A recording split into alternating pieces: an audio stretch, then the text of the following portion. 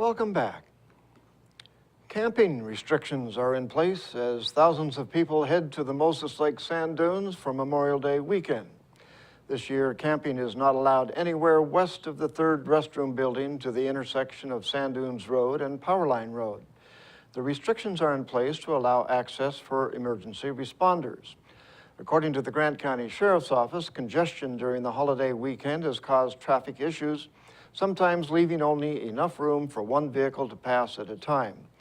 The camping restrictions allow emergency responders better access to the popular beach area. The restrictions are also in place for 4th of July and Labor Day weekends.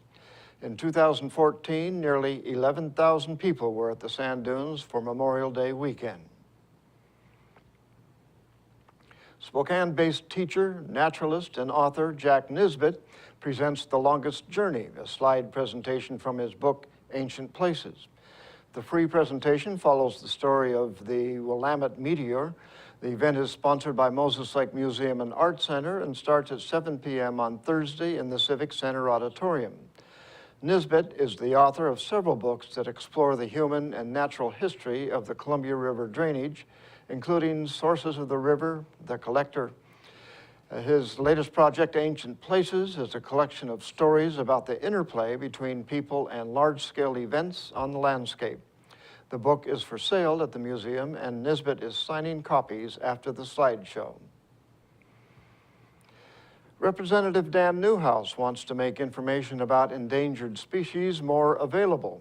4th District Congressman Newhouse, along with other members of the House Endangered Species Act Working Group, recently introduced a bill aimed at requiring the U.S. Fish and Wildlife Service and the National Marine Fisheries Service to provide states with all data before a species is added to the Endangered Species Act.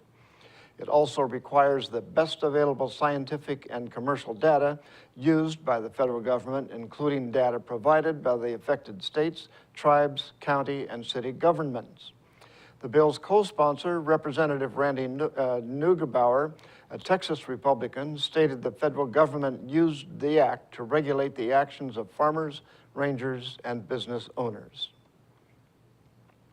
In Northwest news, a Washington man says he'll be forced to put several of his wild animals to death. That's due to a local ordinance ordering him to get rid of the animals. Now he's getting the word out, even though his fight may be running out of time. Good boy. Max is one of 17 wolves Dave Colburn reluctantly plans to kill. If we cannot find a place to place him, he'll be euthanized. Colburn runs Predators of the Heart on 10 acres in Anacortes. For nearly 14 years, he's taken his exotic animals to schools, libraries, churches, and fairs to educate people about wildlife. They're not hurting anybody.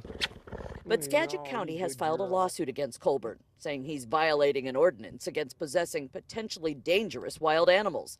Last year, wolves, cougars, venomous snakes, and foxes were added to the list. I think we're going to have to kill them. Can you jump up there? That means 24 animals the organization bought, rescued, or raised are on the hit list if it can't find zoos to accept them. Oh, it's breaking my heart.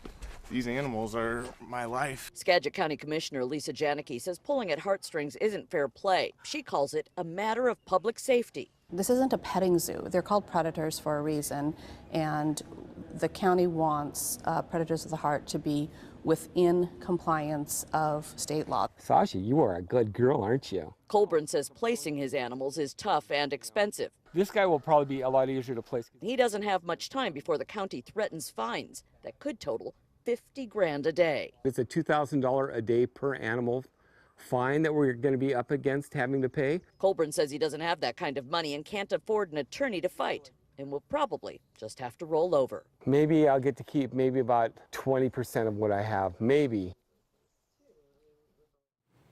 And that's going to do it for us here at iFIBER 1 News. We want to thank you for watching, and we'll see you again tomorrow.